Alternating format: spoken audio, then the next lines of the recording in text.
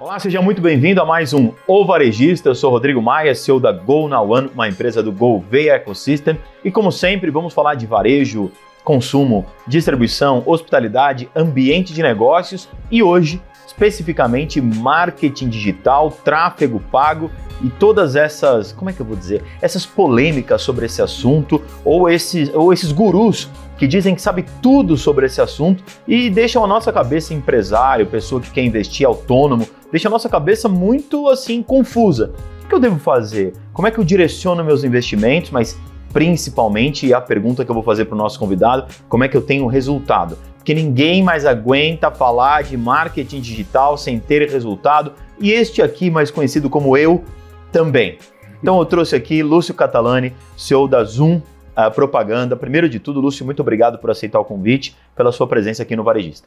Eu que agradeço mais uma vez estar aqui com vocês. Vamos lá, vamos desvendar os mistérios aí um pouquinho sobre tráfego pago. Eu já vou começar com a pergunta que eu falei na introdução. É possível ter resultado com tráfego pago, com marketing digital? Tudo isso é uma grande lenda, principalmente porque muita gente na internet, muitos influenciadores, muitas pessoas, empresários, dizem saber tudo. Toda hora que eu passo tem alguém no feed dizendo, olha, descubra e destrave o algoritmo e todos os segredos do marketing, seja ele orgânico ou seja ele de maneira paga. Então, uma pergunta objetiva para a gente começar a entrevista, depois, claro, a gente vai especificando. Dá para ganhar dinheiro e ter resultado com tráfego pago ou é lenda? Dá. Eu sou prova viva disso, não só com relação a resultados, mas com experiências com clientes que começaram realmente do zero, com o tráfego orgânico, claro, acho que tudo tem um início, tem um começo, mas o tráfego pago ele é algo que vai impulsionar, aumentar ainda mais as vendas daquela pessoa que está procurando escalonar o negócio dela. Então, quando ela procura escalonar o negócio dela, o que o tráfego pago difere do tráfego orgânico como estratégia? Claro, tráfego pago, como o próprio nome diz, investe dinheiro, tráfego orgânico não investe dinheiro. Então, são dois tráfegos diferentes. O ponto é, o que difere assim como resultado ou como atingimento de público? A própria palavra já diz, o atingimento. Eu acho que quando você faz o investimento, ele quebra barreiras. Por exemplo, o orgânico, normalmente as pessoas têm um sucesso mais regional, mais local. Então, o tráfego pago ele vem para realmente quebrar barreiras e a pessoa atingir pessoas que talvez ela não atingiria no orgânico. Então, por isso que existe segmentações, interesses, dados demográficos.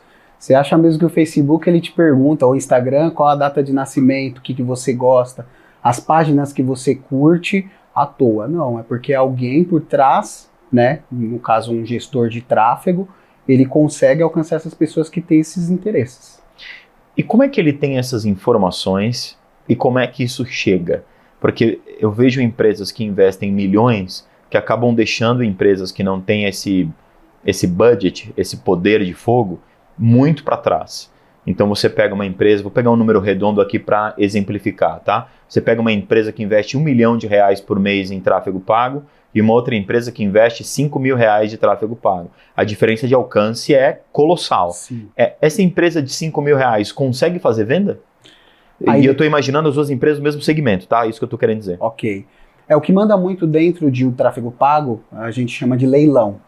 E dentro do leilão existe diversas coisas que vão fazer com que seu anúncio chegue mais rápido, que não é só o quanto investe, mas saber o público que está investindo, o local que está sendo investido, público de segmentações e interesses. Então, isso diferencia muito de quem investe mais ou menos. Obviamente que quem investe mais alcança mais em menos tempo. Aquela pessoa que investe menos, ela vai também alcançar as mesmas pessoas que quem está investindo mais, porém com um tempo maior. Mas o que você chama de alcance? Alcance é a quantidade de pessoas. Existem algumas métricas dentro do tráfego pago. Por exemplo, alcance são a quantidade de pessoas alcançadas. Impressões são a quantidade de vezes que o meu anúncio foi impresso. E qual a diferença disso? Me dá um exemplo. Eu fiz um anúncio, alcance tal, impressão tal. Tá. Você já vai entender porque eu estou fazendo essa pergunta. Alcance, 2 alcances, eu e você. Impressões, você viu 2 vezes, eu vi 2 vezes. Então a frequência de vezes que meu anúncio apareceu é de 2 vezes para cada pessoa. Ou seja, a impressão vai dar 4. Exato. 4 impressões, mas alcance 2. Exato. Qual o número que eu pego de referência para conversão? Porque depois da impressão, qual é o próximo estágio? Na verdade, a gente tem diversas etapas do funil de vendas aí dentro disso, mas falando de uma forma resumida, depois que a pessoa ela tem um alcance, impressão, ela precisa de uma página de destino ou um local de acesso onde ela vai executar uma compra ou clicar para conversar com alguém. Então, essa taxa de conversão a gente tem por base 1% sobre o alcance. 1% sobre o alcance. Tá, então sendo bem direto, a cada 100 pessoas que eu alcanço, então só fazendo essa pergunta, a cada 100 pessoas, por exemplo, que eu alcanço, a média é de uma venda? Basicamente. É uma porcentagem que, estatisticamente, o mercado ele traz para nós. Se você for fazer várias pesquisas, é o que o mercado traz para nós, 1% de conversão. Para eu alcançar 100 pessoas, quanto eu tenho que gastar? Depende muito do teu interesse, da quantidade de pessoas que você quer alcançar, mas na média hoje a gente fala um investimento. Lúcio, quanto eu investiria no mínimo? Então a gente indica de 30, 40 reais por dia, depende do negócio também que a pessoa ela tem, então diferencia um pouco disso. Quando a gente vê um anúncio lá no Instagram fazendo a gente mesmo, né? Nós que temos um Instagram pessoal, por exemplo, você pode fazer um anúncio no Instagram, você pode patrocinar o seu post, né? Ou turbinar, como eles chamam, né? Nessa turbinada que dá no post, você acha que porque quando você coloca 30, 40, 50 reais ali por dia, ele te mostra alcance de 10 mil, 15 mil, 20 mil, uma estimativa, 40 mil. Positivo. Esse post que eu patrocínio, eu mesmo, pessoa física, e muitas pessoas estão nos assistindo, funciona como venda ou é diferente, por exemplo, do trabalho de tráfego pago que é feito? É diferente. Ele funciona dentro das campanhas de tráfego pago, falando bem genericamente, nós temos objetivos de campanhas. Mas dentro do Instagram, do Facebook, aparecendo aquele botãozinho impulsionar, ele não é direcionado a uma venda, e sim o alcance de pessoas relacionado aos interesses que você escolhe. Lúcio, vai trazer venda? Cara, traz, mas não é o objetivo daquela campanha. Ali é um objetivo de alcançar pessoas que têm interesse nos quais você colocar. Então o objetivo ali não é venda, é trazer pessoas para seguir a tua página, curiosos. São pessoas que realmente estão nas redes sociais, seja Facebook, Instagram, para poder te seguir, para ter interesse ou se você tem alguma relevância para ela. Mas não é o objetivo vender por ali. Então, se o objetivo ali não é vender, porque eu gasto dinheiro pro meu ego? Na verdade não, acho que é por estratégia. Dentro do funil de marketing, nós temos o topo, meio e fundo de funil. Então nós levamos essas pessoas como se fossem topo. O nível de consciência sobre o que você fala, sobre o que você vende ou o que você comercializa é totalmente para pessoas que não têm o conhecimento do que você faz. Então, aos poucos, são pessoas que você vai ter que trabalhar com elas. Uhum. Então, aos poucos, se apresentar, falar do teu negócio, o que você faz. E aos poucos você vai convencendo ela, que a gente já está ali no meio do funil para virar venda. Ou seja, o trabalho é muito mais longo fazendo através do impulsionar. Perfeito. Aí, vamos pegar esse exemplo numérico, por favor, meramente ilustrativo. Claro. Se eu invisto R$1.000 lá a pessoa que está assistindo em casa, no próprio Sim. perfil dela, ela está interessada em ser seguida, e eu citei a questão do ego, porque acontece muito isso. Às vezes as pessoas querem ter 5, 10, 15, 20 ou 50 mil seguidores por ego, só para dizer que tem um número lá. Mas aqui a gente está falando de negócio, então vamos partir do princípio de que as pessoas querem ter mais seguidores, imaginando eventuais conversões de produto ou serviço que a pessoa faça, mesmo que seja de maneira autônoma. Claro. A pergunta é a seguinte: se eu tenho R$1.000 num mês, por exemplo, para gastar, eu separei no meu orçamento, eu, pessoa física, quem está nos assistindo, quero começar a ter mais seguidores porque eu vou vender produtos e serviços depois para eles. Eu tenho R$1.000 para gastar. Você aconselha ele pegar esses R$1.000 e fazer na mão mesmo, ali pelo próprio Instagram, porque é possível, ou você aconselha a ter realmente já a gestão de tráfego pago, porque esses R$1.000 vão poder converter mais? Confesso para você que para mim ainda está um pouco nebulosa essa diferença, assim, sabe? Sim. Porque, tudo bem, eu entendi, o gestor de tráfego pago, ele direciona mais o público. Mas se eu sou uma pessoa que não conheço tão bem ainda qual é o público que quer me comprar, Qual que é a diferença básica? Entende como fica ainda, talvez para você que é especialista fica muito claro, mas para mim, para outras pessoas, isso não está tão claro ainda. Olha, eu vou falar algo que talvez alguns gestores ou gurus podem ficar bravos comigo. Adoro essas polêmicas, manda bala. Vamos lá, cara. Com a expertise de 7, vai para 7 anos de mercado, eu ouso dizer que qualquer pessoa com conhecimento básico, com computador, com internet, ela consegue fazer uso de uma campanha de tráfego pago. Uhum. Vídeos na internet, YouTube, redes sociais ensinam como fazer isso. E se a pessoa ela tem interesse e ela só tem esses R$1.000, primeiro que ela já não vai ter o dinheiro para pagar o gestor de tráfego. Então eu desafio essa pessoa a se desafiar e fazer a própria campanha para conhecer a ferramenta. Porque lá na frente, quando ela contratar um gestor, ela consegue pelo menos entender o que ele está fazendo e cobrar sobre o que ele faz. E se a pessoa ela tem interesse em vender, por que não um botãozinho impulsionar? Porque ele não é direcionado à venda. Existe lá dentro das campanhas, e se você fuçar, aí você acha, fazer uma campanha com objetivo de conversão. Se você quer vender, a campanha é objetivo de conversão, venda. O algoritmo do Facebook, que é o que fica vendo a vida das pessoas, o que elas fazem, os comportamentos, ele vai atrás dessas pessoas que têm um comportamento de compra. Obviamente dentro dessas segmentações que você fez. Então, cara, assim, para quem está começando, ela consegue fazer sozinha e já consegue ter alguns resultados sem precisar de um gestor de tráfego. Então, mas aí que começam todas as dúvidas reais de todo mundo que está em casa. Sim. Porque assim, é uma avalanche tão grande de especialistas e gurus em marketing digital, que aí quando você diz, por exemplo, a pessoa pode fazer com R$1.000, a pessoa se aventura a fazer, e aí a gente vê um monte de gente perdendo dinheiro, no sentido de investir e não ter retorno. Sim. Então assim, essa, vamos chamar assim, esse certo amadorismo do marketing digital, e eu digo amadorismo de pessoa, que eu quero dizer de maneira bem objetiva para você que está nos assistindo, pessoas não especialistas. Então, quando eu falo amadorismo, são pessoas não formadas nisso, não especialistas e que trabalham há anos nisso. São pessoas que estão começando. Então, por isso que eu estou chamando de amador. Então, voltando, Lúcio, quando eu digo amadorismo, assim, esse amadorismo está reinando na internet de um jeito, porque, veja, as milhares e milhares, milhões e milhões de contas, as pessoas querem ter os seus resultados e acabam achando que entendem do negócio. E, às vezes, conseguem viralizar por um motivo que vai muito longe, muito fora de ter feito uma gestão de tráfego. Às vezes a pessoa viraliza, conheci uma pessoa que viralizou porque fez um vídeo de uma pizza com cebola.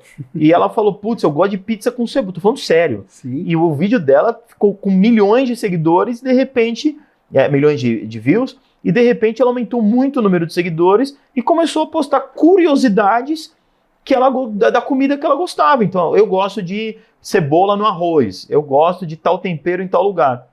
E virou uma pessoa que começou depois a vender um monte de outros produtos, que não vem ao caso aqui dizer, e ela deu certo. Sim. Então, assim, se é tão incerto assim esse mundo da internet, se é tão incerto assim, ou, não sei se eu vou usar a palavra correta, aleatório esse mundo assim, como é que a gente profissionaliza isso, Lúcio?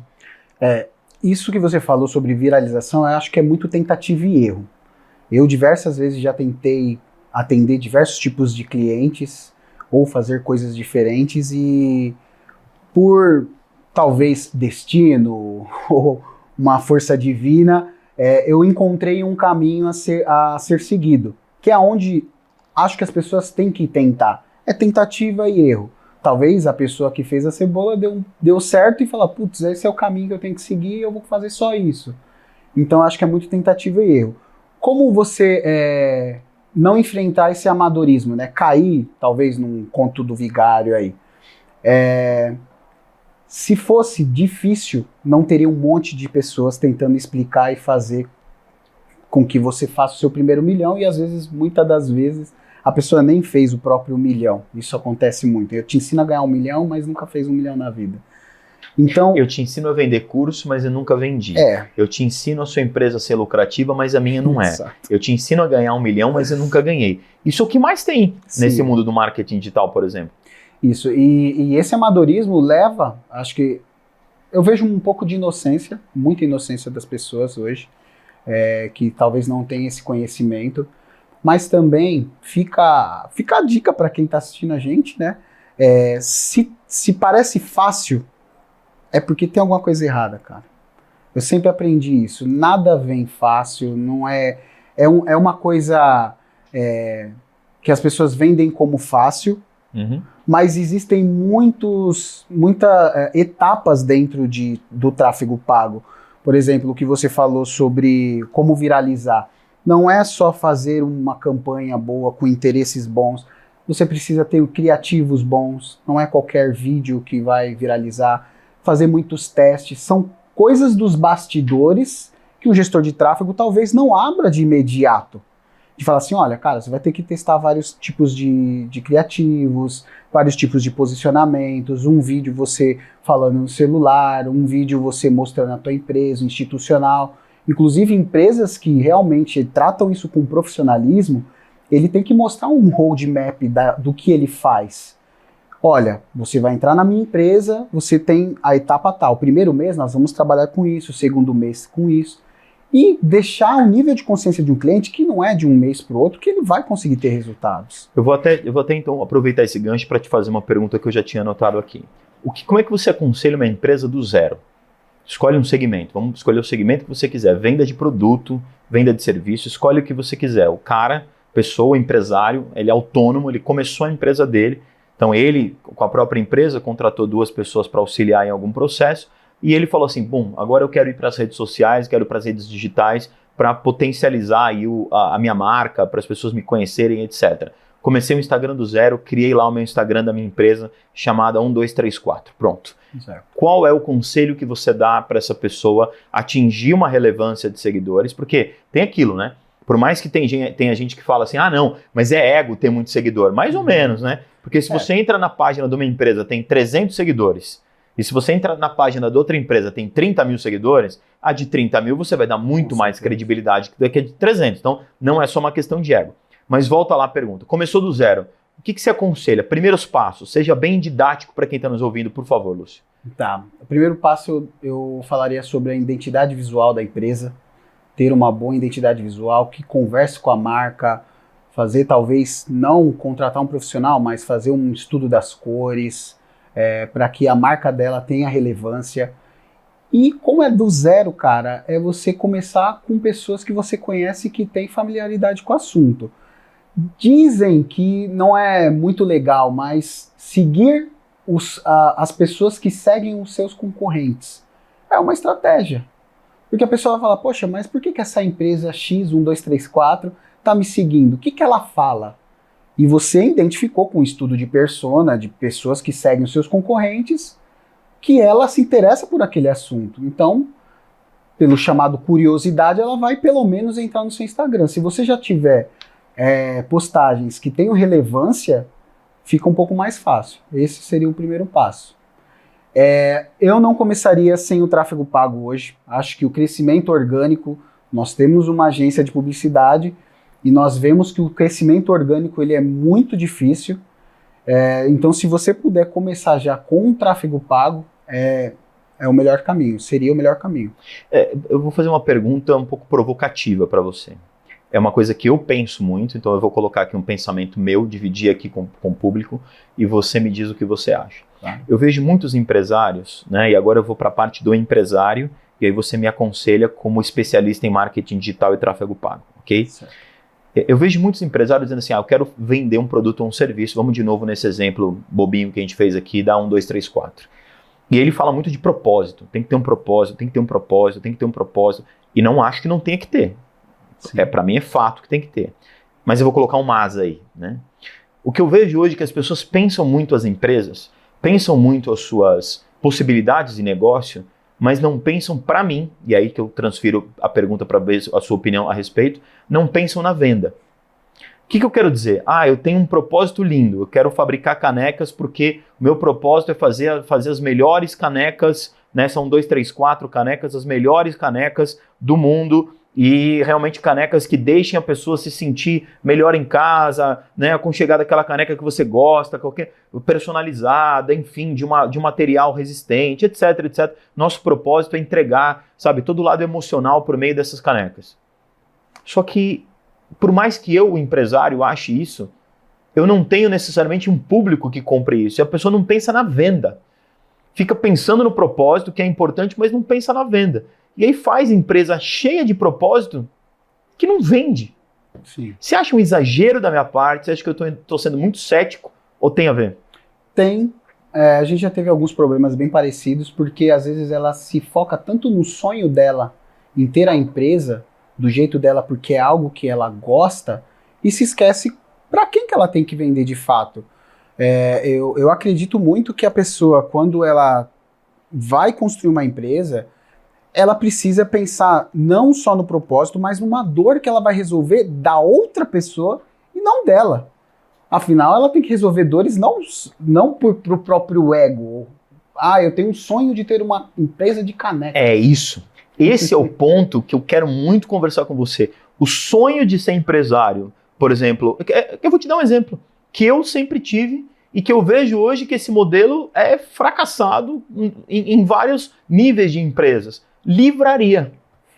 Eu sou um cara que amo ler, né? Eu sou conhecido pelos meus amigos como nerd, e estudei, fiz um monte de graduações e pós-graduações, e amo ler, eu gosto de ler. Eu falei, putz, meu sonho é ter uma livraria. E você pega o modelo livraria, sem papelaria, sem outros produtos, modelo livraria, ele está completamente fadado ao fracasso. Você pega a FINAC, que foi embora, Livraria Cultura, que foi embora, Siciliano, que foi embora, Saraiva, que foi embora, Livraria da Vila está vindo agora com outros conceitos e outros produtos, já super digital. Mas assim, eu queria ter aquela livraria, sabe? Aquele espaço fadado ao fracasso. Sim. Então, será que muito sonho também não atrapalha, Luciano? Sim. Eu acho que... Desculpa se o pessoal que está assistindo, desculpa se eu estou deixando você triste, mas assim, é uma pergunta real. Sim.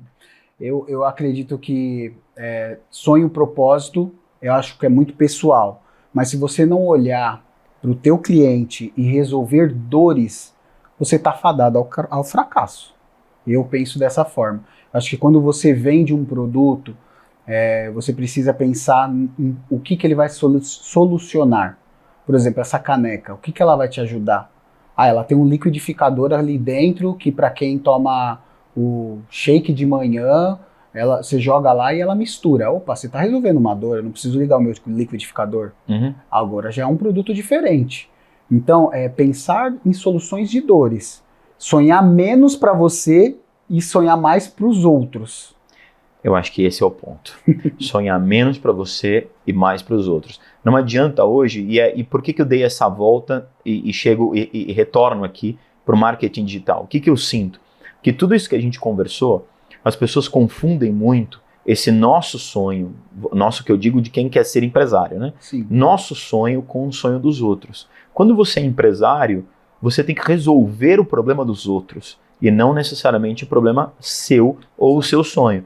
Pode ser que os seus sonhos e os seus problemas estejam em acordo com, por exemplo, problemas da sociedade ou questões da sociedade de um público que compra. Poxa, match perfeito. Realizo o meu sonho com dores das pessoas. Mas quando isso não acontece ou quando isso não existe, poxa, fica muito complicado. Aí as pessoas investem e não conseguem vender. Eu acho que eu vou até um pouco além, Rodrigo, complementando o que você está falando.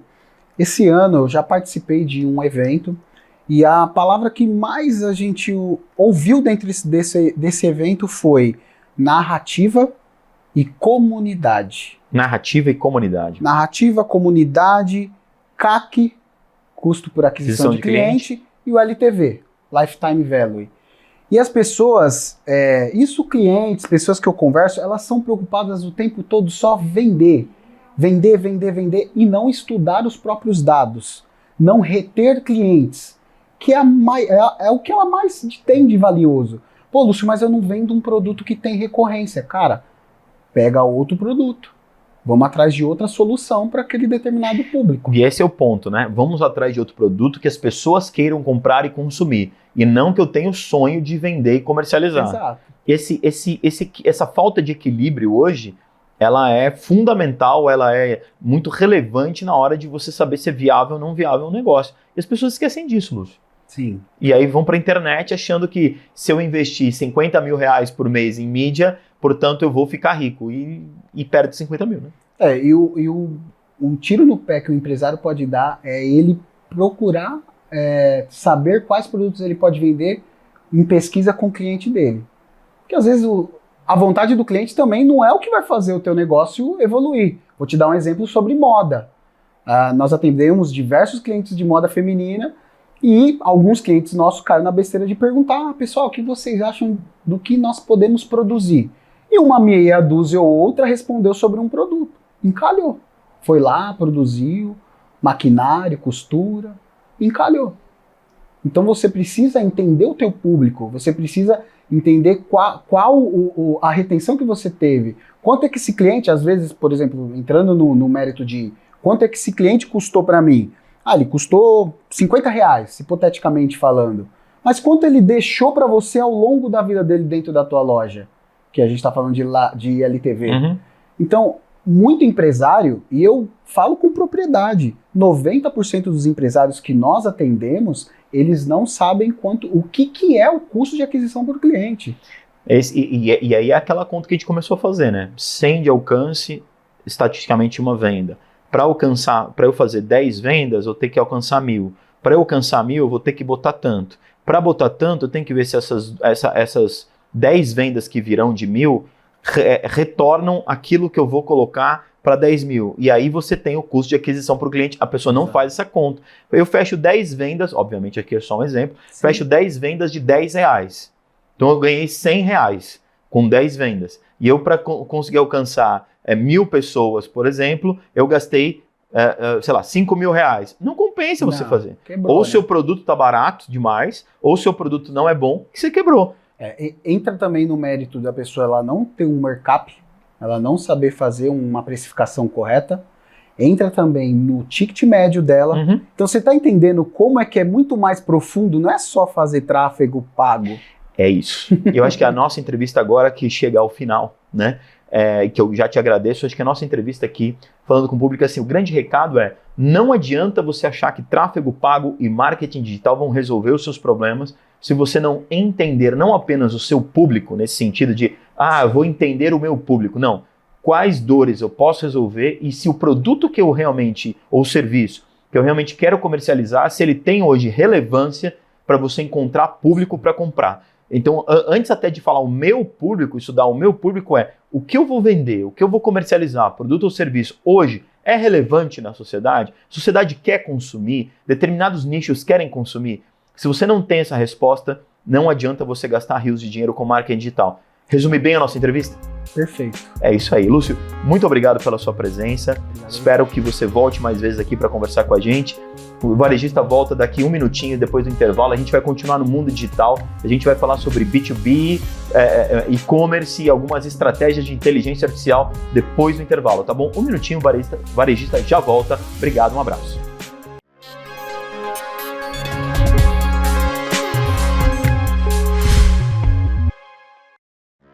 Estamos de volta com o Varejista. Eu falei para vocês que era rapidinho, nós vamos continuar a conversa de mundo digital, mas agora inserindo um pouquinho em inteligência artificial na área de vendas, na área de e-commerce, na área de negócios, nessa interação dessa inteligência com o ser humano. Para isso eu trouxe o Eric, que é CEO da Ialo, que é uma empresa que trabalha com tudo isso que eu acabei de dizer, e ele já vai explicar muito melhor essa questão, mas principalmente essa interação. Mas antes de tudo, Eric, muito obrigado pela sua presença, obrigado por ter aceitado o convite e estar aqui no Varejista para a gente conversar sobre negócios. Eu que agradeço, Rodrigo, e toda a equipe da BMC News, é uma honra estar aqui com vocês. Muito bom. Eric, primeiro de tudo que eu quero saber, antes de a gente entrar em mais detalhes do trabalho em si, da sua especialidade, inteligência artificial e ser humano no ambiente de negócios. Como um pode potencializar o outro e gerar resultado para as empresas. Eu acho que se a gente começar daí, a conversa vai fluir de uma maneira ainda mais legal. De novo, seres humanos e inteligência artificial, como aproveitar as potencialidades de cada um e gerar resultado para o negócio? Eu acho que a grande sinergia entre as duas frentes, eu acho que é o que traz a beleza que a gente está buscando, né? Que no fundo é buscar as mesmas coisas que todas as empresas, todas as pessoas buscam, né? Mais sucesso, mais prosperidade, mais eficiência e por aí vai. Então eu acho que o mundo da inteligência artificial nos ajuda a fazer muitas coisas de forma escalável. né? E aqui no nosso mundo, que é através de conversas trazer isso, seja na relação de empresas com o consumidor final ou de empresas com outras empresas, isso tem ajudado muito com que todas elas prosperem muito mais. E aí, nesse sentido, hoje, quando você enxerga esse cenário, o que é inteligência artificial na prática, por exemplo, se você quiser até falar um pouquinho da sua área de atuação, o que na prática a inteligência artificial é melhor do que o ser humano no sentido do dia a dia, do cotidiano, do modelo de negócio, e o que o ser humano ainda é extremamente necessário, mesmo com essa relevância cada vez maior da inteligência artificial, na prática. Perfeito.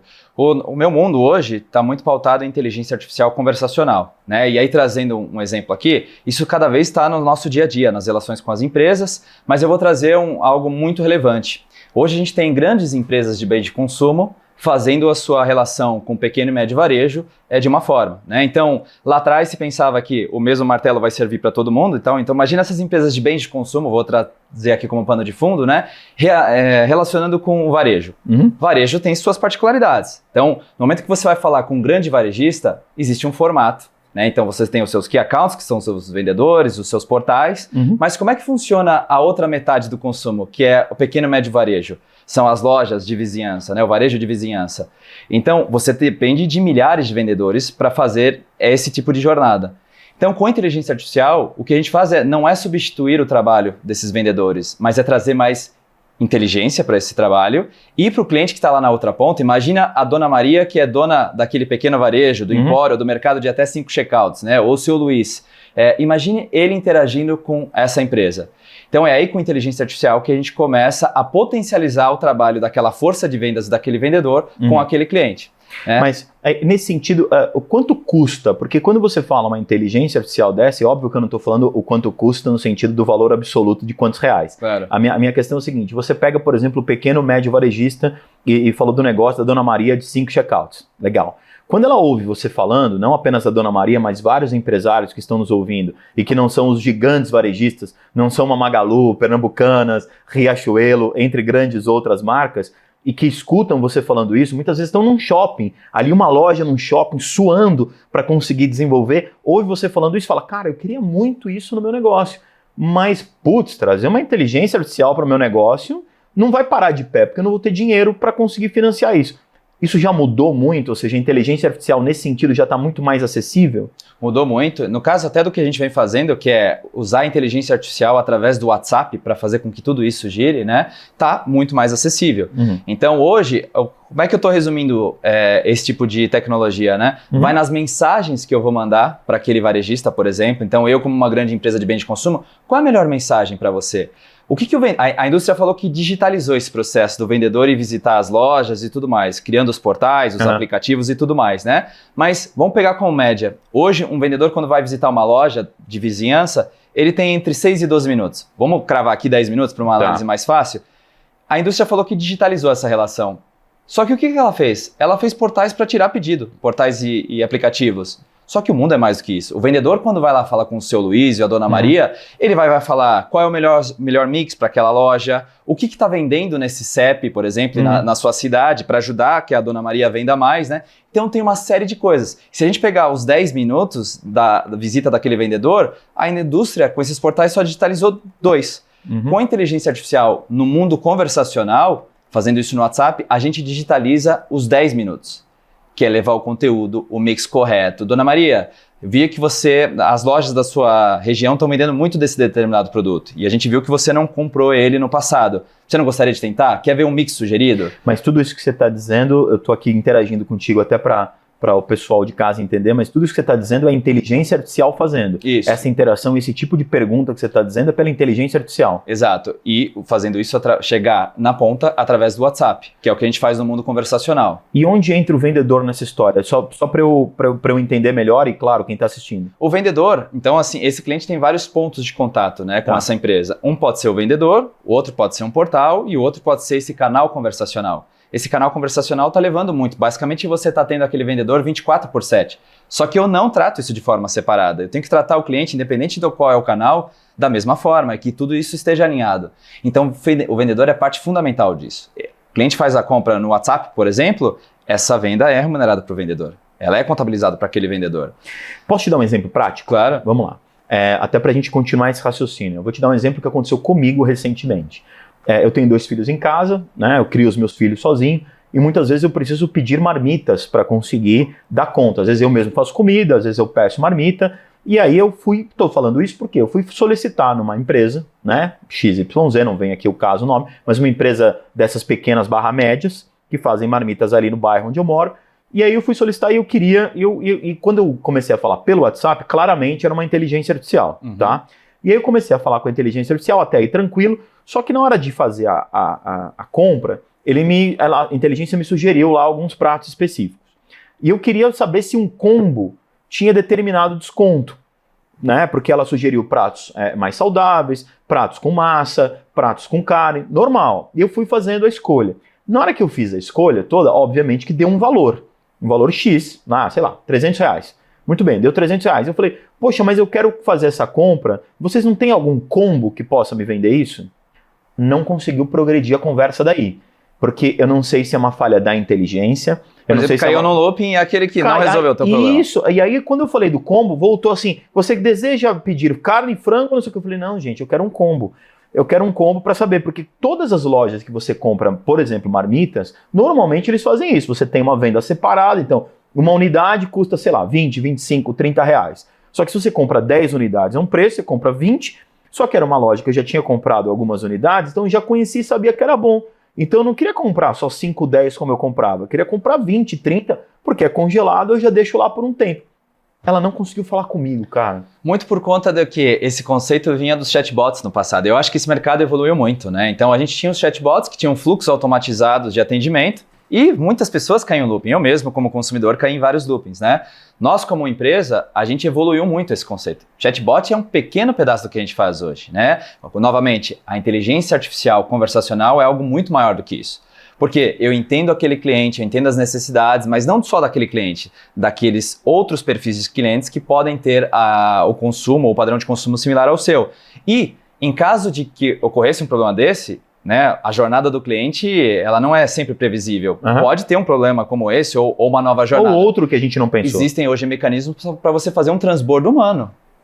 Então, assim... E é rápido isso, né? Muito rápido. Então, assim, sem você perceber, você já foi para um transbordo humano e a partir daí o seu atendimento tem continuidade. Então, hoje, existem tecnologias muito mais avançadas da que você teve a experiência, justamente para gerar conveniência e uma melhor experiência para você. E quantos segundos, desculpa a pergunta, se você não tem a resposta, me perdoe, mas assim, quantos segundos esse transbordo demora? Porque, por exemplo, neste caso, que eu não estou dizendo qual tecnologia é utilizada porque eu não sei, sim, mas assim, nesse caso, demorou pelo menos aí... Eu não estou falando de um tempo de relógio, mas assim, eu precisei refazer a pergunta, sei lá, 3, 4 vezes e eu desisti. Sim. Quando eu falo 3, 4 vezes, para o cliente, isso pode parecer 1 hora, mas óbvio, né? Eu estou falando aí no máximo talvez uns 2 minutos, talvez não mais do que isso. Esse transbordo, como é que ele consegue ser automático mesmo, sabe? Automatizado, melhor dizendo. Na perspectiva da tecnologia, é uma coisa real-time, instantânea. Mas você depende mais da pessoa, né, do humano que está lá do outro lado, ter a disponibilidade para atender aquele cliente. Então, em termos tecnológicos, é muito rápido. Agora, eu trago um outro contexto, Rodrigo. Vai. Por exemplo, a inteligência artificial também, ela tem que aprender com esse tipo de comportamento e gerar uma experiência diferenciada para a próxima pessoa que vier. Com o mesmo problema ou com a mesma problemática que você trouxe. Consegue me dar um exemplo? Como é que ela faria isso? A mesma coisa que você está buscando um bundle, você sabe que tem pessoas gerenciando essa inteligência artificial, podendo influenciar, né, o papel dela e o protagonismo dela. Então, por exemplo, identifiquei que teve um cliente que teve uma jornada aqui com uma fricção, eu posso treinar essa inteligência artificial para que esse caso não ocorra novamente. Por isso que, lembra a junção, voltando agora para a tua abertura, a junção da inteligência artificial com o humano. Essa é importante, é a junção das duas coisas e a gente sempre buscando o melhor para o cliente que está na outra ponta. Aprendi com erro, não necessariamente eu vou conseguir atender todo o cliente, eu tenho que fazer o máximo, mas na medida que eu tenho algum problema que não foi resolvido, preciso entender isso, criar mecanismos para que o próximo cliente com o teu mesmo perfil não passe pela mesma coisa. O que eu tenho percebido com alguns empresários que eu falo, e claro, eu falo agora na figura de clientes, quando a gente vai pensar em colocar inteligência artificial em atendimento, e claro, estou falando do varejo, até porque aqui o varejista, eu trabalho no varejo e trago muitos empresários aqui do varejo, na hora que eu converso com eles, muitas vezes atrás das câmeras, no sentido de bate-papos de negócio, muitos falam assim, Rodrigo, eu mesmo, experiências como a minha, eu mesmo fui atendido por uma inteligência artificial, cara, ainda não é o momento. Aí o outro fala, ainda não é o momento. Aí o outro fala, ainda não é o momento. Justamente por conta dessas experiências que a gente vive, muitas vezes como cliente, para comprar uma viagem, para comprar uma marmita, para comprar uma roupa, para comprar o que for, produto, serviço. E a gente passa por experiências que nos afugentam, talvez, de colocarmos essas experiências nos nossos negócios, porque a gente não quer que os clientes tenham essas experiências. Sim. E aí eu tô te falando, Eric, não é de 1, 2 que eu conversei, tô te falando aí de uma grande parte de empresários de alta envergadura aqui na sociedade e no mercado nacional do varejo. Isso é mito, né? Essa conversa entre nós aconteceu, mas eu quero dizer mito assim, isso entre nós ainda é uma coisa, melhor dizendo, é um tabu? Olha, a gente já faz inteligência artificial como empresa, na Yalo, há muitos anos, né? Então, a empresa foi fundada em 2015 e a gente já está fazendo isso antes desse grande hype. Tá. Então, eu acho que assim, agora tem vários temas, né? Todo mundo está falando de inteligência artificial para tudo, para a relação com o seu colaborador, com a relação com o teu cliente e tudo mais. Eu acho que não deixa a tendência sobrepor as suas pendências primeiro. Legal. Eu acho que esse é o tipo de coisa. Tem gente falando em inteligência artificial e hoje faz tratativa de carrinho abandonado de um e-commerce por e-mail ainda, tá? É a grande realidade das empresas. Gente, o e-mail tem uma taxa de abertura hoje, em média no Brasil, abaixo de 20%. Estatística última que eu vi está na casa de 18%. O WhatsApp, por exemplo, a taxa de abertura é em torno de 80%, um pouco mais do que isso. Então, por que você vai criar essa jornada? Né? E aqui eu não estou nem trazendo inteligência artificial, eu estou trazendo a pendência versus a tendência, sabe? Não, você está trazendo Então tem grandes mitos. Você está trazendo o relacionamento, né? Por exemplo, e-mail, por exemplo, hoje, para mim, e-mail é uma coisa meramente interna corporativa. Pensa no teu cliente do outro lado, né? Então, o teu cliente do outro lado, qual é o tipo de experiência que ele quer ter? Ele quer resolver as oportunidades, os problemas dele da forma mais fácil. E aí a gente tem que entender o padrão do consumidor hoje. O que está na mão de todo mundo? Né? As pessoas hoje no Brasil, elas passam mais de 3 horas dentro do smartphone, em tempo de tela. Dessas mais de 3 horas, 84% é em plataformas conversacionais. WhatsApp, Instagram Messenger e outras plataformas. Poxa, por que a tua empresa não está ali de forma estruturada? Na verdade, ela já está, né? Os seus vendedores já estão falando com seus clientes pelo WhatsApp, os seus colaboradores já estão se falando com fornecedores e por aí vai. Agora, será que você está usando isso de forma inteligente, usando dados e tudo mais para promover a melhor experiência para quem está lá na ponta? Eu acho que esse é o tipo de coisa que a gente tem que trazer. Né? De novo, a gente cria aplicativos para fazer as vendas para o meu cliente, achando que a gente vai digitalizar ou criando os portais. Mas qual é a realidade, por exemplo, numa relação B2B do pequeno e médio varejista do outro lado? Será que ele tem um computador na loja dele?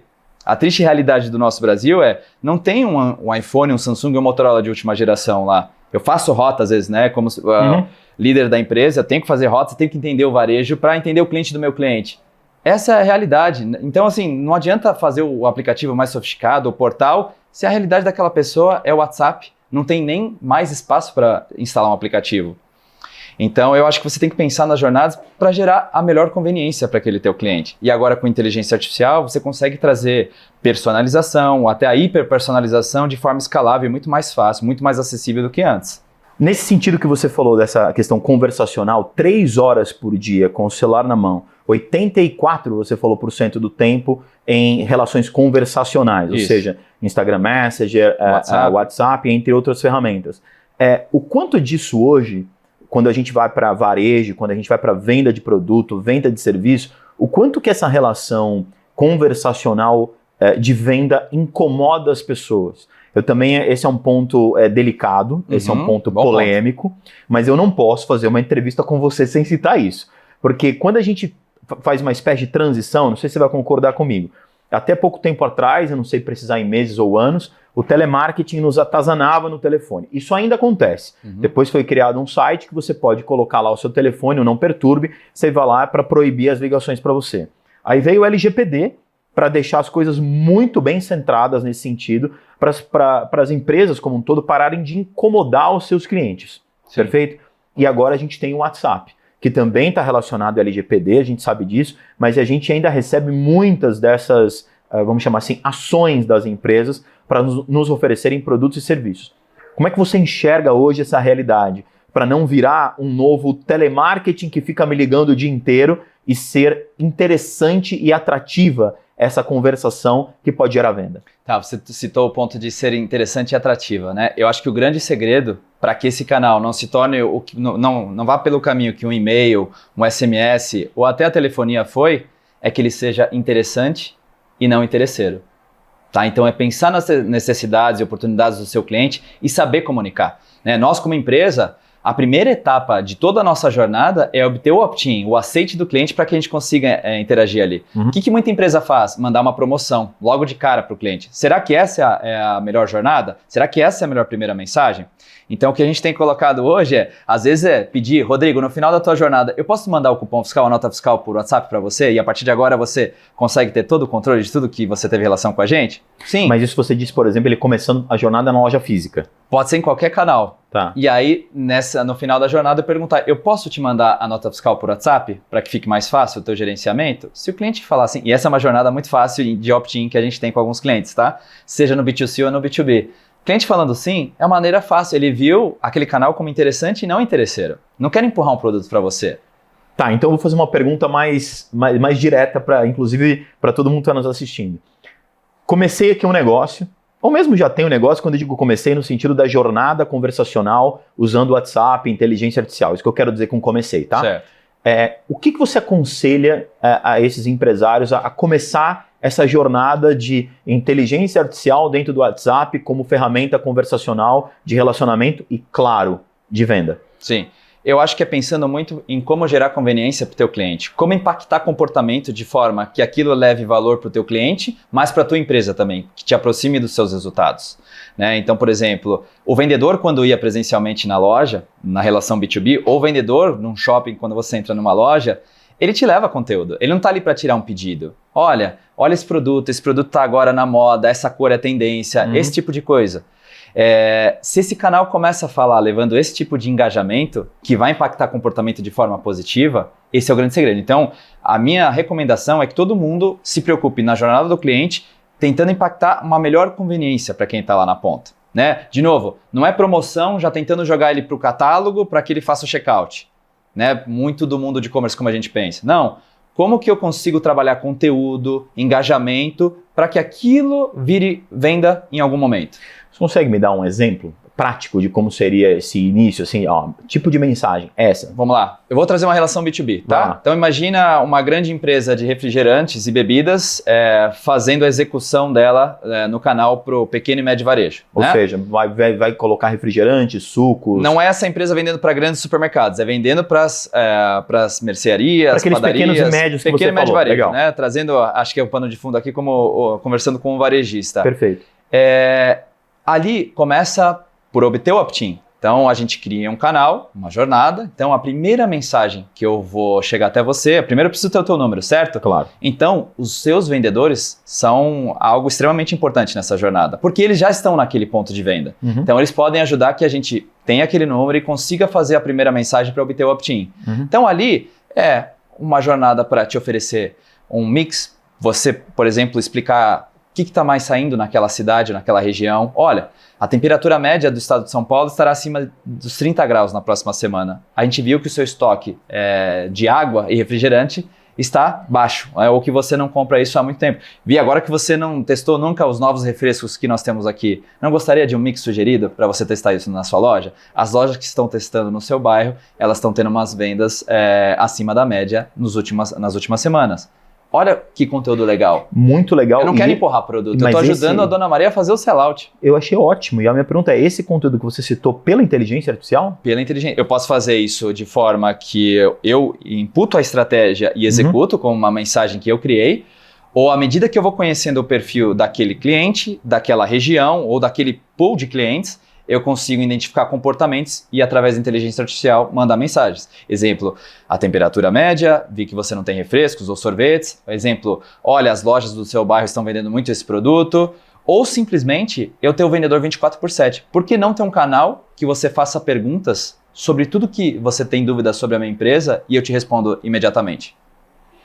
Nossa, isso faz muito sentido. Isso, exemplo, né? Olha, estou com um cliente aqui que ele tem problemas celíaco quais produtos da sua marca eu poderia recomendar para ele. E isso chegar para esse varejista de forma totalmente mastigada. Olha o quanto isso eu estou gerando benefício para ele. Eu não estou tentando empurrar a venda. Eu acredito muito que hoje, através do conteúdo, de você gerando engajamento e valor para aquele parceiro seu, para aquele seu cliente, eu acho que é aí que os negócios vão começar a fluir um pouco mais, né? O que eu anotei aqui, enquanto você estava falando, é o seguinte, pelo que você está me dizendo, por favor, se eu estiver falando uma bobagem aqui, fica muito à vontade para me corrigir. É uma espécie de CRM turbinado que você está fazendo, né? É o CRM com execução, Rodrigo. Então, é por isso que eu digo, né? Não só visão retrovisor, mas ele com execução. É isso, real time. É um CRM turbinado, por isso eu usei esse termo, quase que como uma criação de comunidade daquele negócio. Né? Então, quando você pega hoje, no primeiro bloco a gente falou sobre marketing digital, por exemplo, quando a gente pega hoje o entendimento de marketing digital, está muito associado a você conseguir estar presente em comunidade, você formar comunidade para você conseguir ter engajamento de qualidade para que esses eventuais leads possam ser convertidos para uma venda de produto ou serviço. Quando você faz esse tipo de relacionamento na empresa que você tem, você faz um CRM turbinado, como eu brinquei aqui com o termo, mas acima de tudo você cria uma comunidade, porque você cria com ele, né, o CRM que a gente mais quer criar, que é a manutenção do relacionamento. E não aquela história de o vendedor só me liga na hora que ele quer oferecer produto. Exato. E assim, ou criei um canal novo que eu quero que toda a transação passe por aqui, né? O mercado fala de GMV, que é o valor transacionado, né? Então, que toda a transação passe por aqui. Não, o cliente, eu posso ter um engajamento aqui no WhatsApp, mas ele pode decidir se ele quer comprar do vendedor no final do dia, comprar pelo WhatsApp, comprar no portal, no aplicativo. Vamos deixar a liberdade na mão do cliente. Acho que essa é a beleza da jornada. Muito tem se falado nisso nos últimos anos, né? Mas quem realmente está executando isso de maneira, eu acho, eficiente? Então, acho que é um pouco disso. E o público brasileiro e latino-americano ama o WhatsApp. Uma coisa que eu gostaria de deixar a mensagem para as empresas, né? Tua empresa precisa estar dentro do WhatsApp, porque essa relação já está acontecendo. Então, faça de forma estruturada para que você consiga usufruir dos dados para conseguir atingir resultados melhores. Na NRF desse ano, principal referência aí de congresso de varejo no mundo que aconteceu em Nova York agora, né? Faz um pouco mais de uma semana que terminou a NRF.